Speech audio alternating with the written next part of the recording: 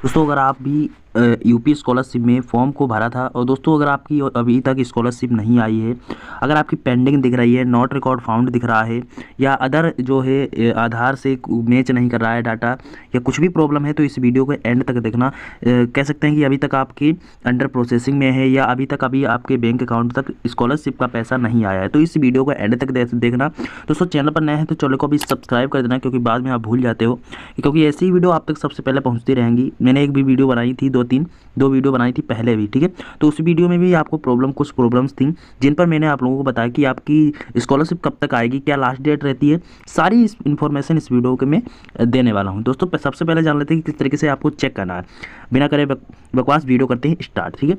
तो किस तरीके से आपको चेक करना है, तो गूगल पर आना है, क्रोम पर आना है, यहाँ पर सर्च करना है आपको PFMS। सभी लोग पता होगा PFMS के वेबसाइट पर जैसे आप आ जाते हैं, यहाँ पर आप लोगों को फर्स्ट वाली जो वेबसाइट होती है इस पर क्लिक करना है। जैसे आप क्लिक करोगे यहाँ पर 3 लाइन्स का ऑप्शन दिख रहा होगा, यहाँ पर ये वाला, इस पर जैसे आप क्लिक करते हो यहाँ पर देन आपका यहाँ पर आ जाता है। तो पेमेंट स्टेटस पर क्लिक करेंगे, DBT स्टेटस ट्रैकर पर क्लिक करेंगे। जैसे आप करते हैं यहाँ पर आपका कुछ इस तरीके का इंटरफेस आएगा। आने के बाद आपको यहाँ पर जो कैटेगरी होती है वहाँ पर सेलेक्ट करनी होती है। यहाँ पर पेमेंट जो होता है सेलेक्ट देना है आपको, और यहाँ पर एप्लीकेशन ID जो आपकी रहती है, रोल नंबर रहता है, जो भी रजिस्ट्रेशन नंबर होता है, इसको फिल करने के बाद आपको कैप्चा कोड डालना है। देन आपके बाद आपको यहाँ पर जो कैटेगरी में आपको any other external system select करना है, ठीक है। इतना करने के बाद आप जैसे आप करोगे यहाँ पर सर्च वाला ऑप्शन नीचे की तरफ दिखता है। जैसे आप सर्च करोगे यहाँ पर तो सारी डिटेल यहाँ पर आपकी ओपन हो जाती है कि आपका क्या है क्या नहीं है, ठीक है। तो जैसे सब पहले मैंने जब देखा था तो यहाँ पर अंडर प्रोसेसिंग में दिख रहा था, ठीक है। तो पेमेंट यहाँ पर दिख रहा था, शो हो रहा था। बहुत से लोगों को यहाँ पर अभी तक पैसा पड़ चुका है, लेकिन यहाँ पर फाइल स्टेटस में यहाँ पर क्या दिख रहा है, पेंडिंग एट PFMS। तो सारी बताऊँगा बात कि क्या है, अभी तो पेंडिंग में है, ठीक है। तो यहाँ पर आप लोगों को क्या करना होगा, इस तरीके से आप लोग चेक करोगे कि आपका क्या है, ठीक है। तो आप अपनी छात्रवृत्ति का इंतजार कर रहे हैं तो इस वीडियो को एंड तक देखना। सारी इन्फॉर्मेशन इस वीडियो में बताऊंगा कि नो रिकॉर्ड फाउंड दिख रहा है यहाँ पर बहुत से लोगों का, ठीक है, अभी भी। तो क्या इसका राज है, आपकी स्कॉलरशिप आएगी आपके बैंक अकाउंट तक कि नहीं आएगी, ठीक है। तो यहाँ पर मैं आपको बता दूँ कि आएगी कि नहीं, किन छात्रों को की नहीं आएगी, किन की आएगी, सारी इस वीडियो में बताऊँगा, ठीक है। तो समाज कल्याण विभाग द्वारा पहले चरण में ऑनलाइन आवेदन किया गया था, तो उनका पैसा PFMS के माध्यम से क्या किया गया था, बैंक में डाल दिया गया था, ठीक है। तो लेकिन किसी कारणवश क्या हुआ था, उनका पैसा बैंक अकाउंट में गया ही नहीं, कुछ कारण हो गया होगा जिस वजह से नहीं गया था, ठीक है। तो उनके फॉर्म में किसी प्रकार की सत्यता होने के कारण पैसा अभी तक नहीं आया है, ठीक है। तो कुछ फॉर्म वगैरह में उसमें उनकी ऐसी गलतियां होंगी जिन वजह से उनकी नहीं आया होता। अगर कुछ ऐसे छात्रों के पास फॉर्म है तो किसी भी तरह की त्रुटि नहीं है, ठीक है, तो फिर भी छात्रवृत्ति का पैसा नहीं आया। अगर लोगों का जो फॉर्म था उसमें भी त्रुटि नहीं थी और फिर भी उनके पैसा नहीं आया, तो उनको भी मैं बता दूं कि उनको बता दें कि अभी चिंता करने की कोई भी ज़रूरत नहीं है, ठीक है। कोई भी चिंता ना करें, सभी का पैसा आएगा, लेट आए थोड़ा वेट करना पड़ेगा, लेकिन आएगा सभी का, ठीक है, इस ईयर में ज़रूर आएगा। उनको बता दें कि सभी को चिंता करने की कोई बात नहीं है, ठीक है। तो अभी छात्रों का पैसा विभाग द्वारा डाला जा रहा है, ठीक है, इसलिए आपका पैसा जल्द ही आएगा, ठीक है। देन आप लोगों को ये एक बात वो भी बता दूं कि नो रिकॉर्ड फाउंड क्यों दिख रहा है। नो रिकॉर्ड फाउंड जो होता है, यूपी छात्रवृत्ति आवेदन के करने वाले छात्र छात्राओं को अपनी छात्रवृत्ति का इंतजार कर रहे हैं, लेकिन उनका जो डाटा जो है नो रिकॉर्ड फाउंड में दिख रहा है। तो उनका पैसा जो था 22 से 31 मार्च, ठीक है, तो 22 से 31 मार्च के बीच में सभी उन लोगों का पैसा आएगा, ठीक है। कुछ छात्रों को यूपी स्कॉलरशिप स्टेटस में कोई रिकॉर्ड नहीं मिला, मतलब नो रिकॉर्ड फाउंड दिख रहा है बहुत से लोगों का, ठीक है। तो उनको क्या करना पड़ेगा मैं बताऊं, तो आपको बताया कि चिंता करने की कोई भी बात नहीं है, ठीक। जो समाज कल्याण विभाग है, समाज कल्याण अधिकारी का, तो वहाँ से डाटा क्या हो रहा है, धीरे धीरे करके बहुत से लाखों छात्र हैं, करोड़ों छात्र हैं, जिनका विभाग के द्वारा क्या हो रहा है, छात्रवृत्ति का स्टेटस अपडेट किया जा रहा है और आपके स्टेटस में नो रिकॉर्ड फाउंड और आपके स्टेटस में जिन लोगों का नो रिकॉर्ड फाउंड अभी भी दिख रहा है कि समस्या जल्द ही खत्म हो जाएगी, ठीक है। तो नो रिकॉर्ड फाउंड की समस्या बहुत ही जल्दी खत्म होने वाली है और 22 से 31 मार्च के बीच में सभी का पैसा बैंक अकाउंट में आने वाला है, ठीक है। तो फाइल सेकेंड आपकी प्रॉब्लम जो है, फाइल स्टेटस में क्या दिख रहा है कि pending at PFMS, file status में दिख रहा है कि पेंडिंग एट PFMS। अब इसका प्रॉब्लम क्या है, मतलब यहाँ पर अप्रूव्ड तो हो गया है फंड आपका, ठीक है, जो भी फंड था आपका यहाँ पर उसका अप्रूव्ड तो दिख रहा है, बट यहाँ पर पेंडिंग एट PFMS क्यों दिख रहा है, ये भी आप लोग, और कब तक पैसा आएगा, पेंडिंग है तो कब तक आ जाएगा, 5 से 6 दिन आपको वेट करिएगा, आपका पैसा आ जाएगा। मैंने आपको बताया कि 31 मार्च तक सभी का पैसा आ जाएगा, ठीक है। पीएफएमएस है जो कि पेमेंट कर चुका है, आपके बैंक अकाउंट में डाल चुका है। बैंक के सर्वर की वजह से अभी तक पैसा आपका बैंक अकाउंट तक नहीं आया है, पेंडिंग है, होल्ड है, ठीक है। आ जाएगा, कोई चिंता वाली बात नहीं है। आप लोगों को बता देंगे, अगर आपको कोई भी प्रॉब्लम है तो कमेंट अभी कर दीजिएगा, ठीक है, कि मेरे में ये प्रॉब्लम है, और आपका अगर आ गया है तो भी बताइएगा, आपको कॉन्ग्रेचुलेसन, ठीक है। तो दोस्तों बहुत से लोगों का अभी ये प्रॉब्लम है कि एक भाई ने कमेंट किया था कि बहुत से लोगों का ये भी प्रॉब्लम कि अमाउंट तो क्रेडिट हो गया है, मतलब इसमें अमाउंट तो क्रेडिट बता रहा है, लेकिन अभी तक पीएफएमएस स्टेटस में पेमेंट क्या हो गया, फेल्ड बता रहा है, ठीक है, और क्रेडिट बता रहा है। तो कुछ लोगों को पीएफएमएस स्टेटस में फेल्ड बता रहा है, तो इसका मतलब आपके क्या होगा, ठीक है।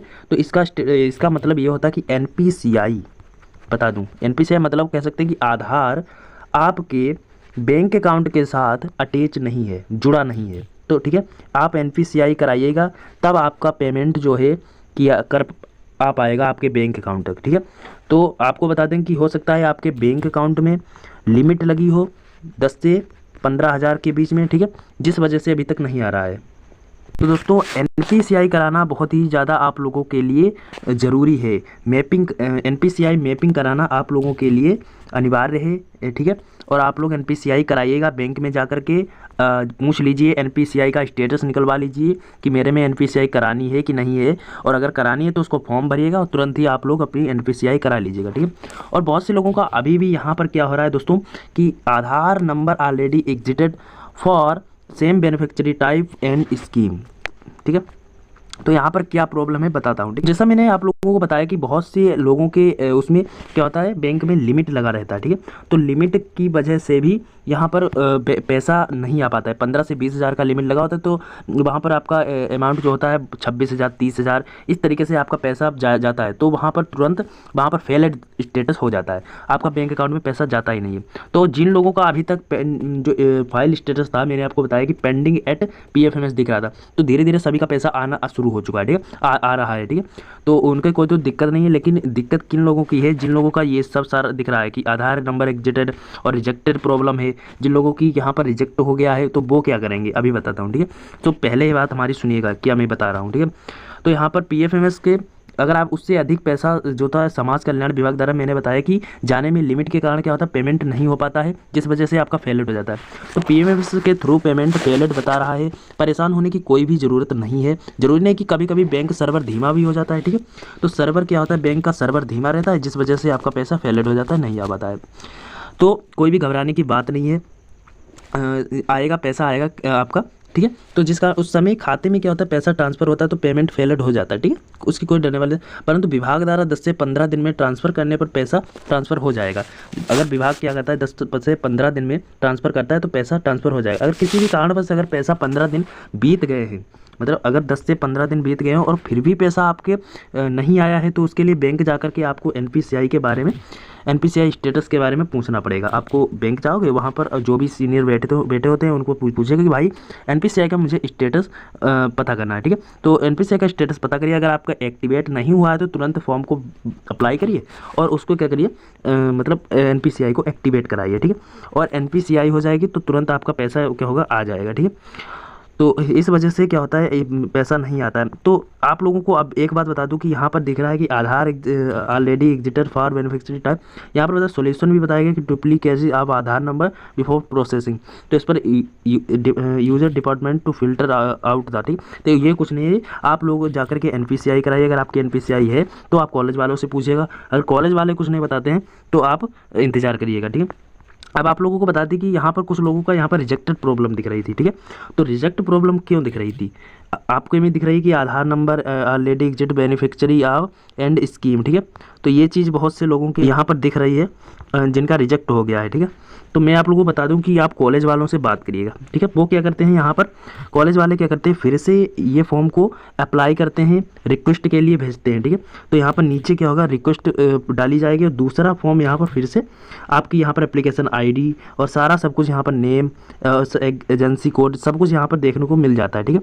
तो रिक्वेस्ट जैसे अब पड़ेगी, अब फिर इसके बाद अब पैसा फिर आपका दोबारा आएगा। हो सकता है कुछ गलती हो गई जिस वजह से यहाँ पर रिजेक्ट कर दिया गया, तो फिर से रिक्वेस्ट के लिए भेज दीजिएगा, फिर से अप्लाई कर दीजिएगा, और अब कॉलेज वाले फिर से यहाँ पर रिक्वेस्ट करेंगे, फिर से आपका पैसा आएगा। ठीक है, तो यहाँ पर रिजेक्ट इस वजह से हो गया, कोई दिक्कत नहीं है। आपको कॉलेज वालों से बात करनी है, सर जो भी होते हैं उनसे कहिएगा कि मेरा क्यों रिजेक्ट हो गया है, दोबारा रिक्वेस्ट डालिएगा सर मेरी, अगर आ जाता है तो बढ़िया बात है। ठीक, तो उन कॉलेज वालों पर है, आप वो रिक्वेस्ट डालें तो अच्छा है। ठीक है, तो इस तरीके से आपका पैसा आ जाएगा। ठीक है, डरने की वाली कोई बात नहीं है, चिंता ना करें।